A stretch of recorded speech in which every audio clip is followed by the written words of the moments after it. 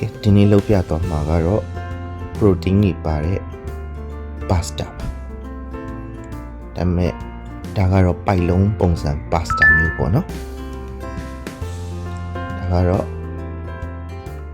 ပိုက်လုံးပုံစံ pasta လေးတွေပါအဲ့ဒါကိုရှင်းနေတဲ့ထည့်ပြုတ်ပါမယ်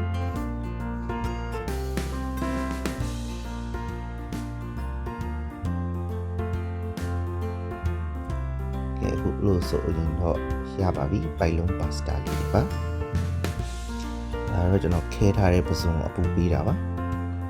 ပြီးတော့ရှားလာတဲ့ပစုံကိုနှစ်ချမ်းခွဲပါတယ်နှစ်ချမ်းခွဲပြီးတော့ချော်ကီးတွေထုတ်เสียရှိတာတွေထုတ်ပါတယ်အခုလိုချော်ကီးချောင်းကြီးကိုထုတ်ပါတယ်ပြီးရင်စီနဲ့ထောပတ်အပူပေးပြီးတော့ချက်တော်ကြီးစီတပ်ပါတယ်ပြီးတော့ပဇွန်ထည့်ပါတယ်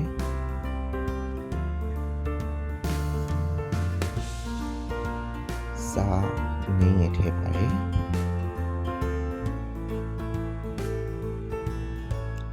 ပြီးရင်ငြူကောင်းထည့်ပြီးထပ်မွေပါတယ်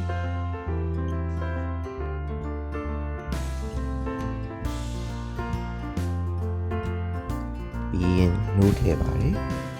နွားနို့တွေနောက်ပိုင်းတော့တိတ်မစစ်တော့ဒါကတော့ cream sauce ပါ cream sauce ထည့်ပါတယ်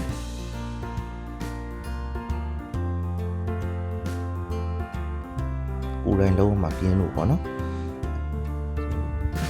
စီတီမတ်တို့ပါတော့မှရပါတယ်ဒီထည့်မွေပါတယ်ဒါကတော့ chocolate cheese ပါ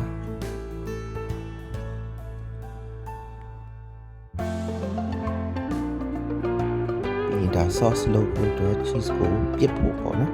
ပြစ်သွားအောင်ကိုယ်လေးကိုချစ်ထည့်ပါတယ်ဒီရေကုနာရထားတဲ့ pasta ပေါ်မှာလည်းထည့်ချစ်ပါတယ်ချစ်ပြီးထည့်ပါတယ်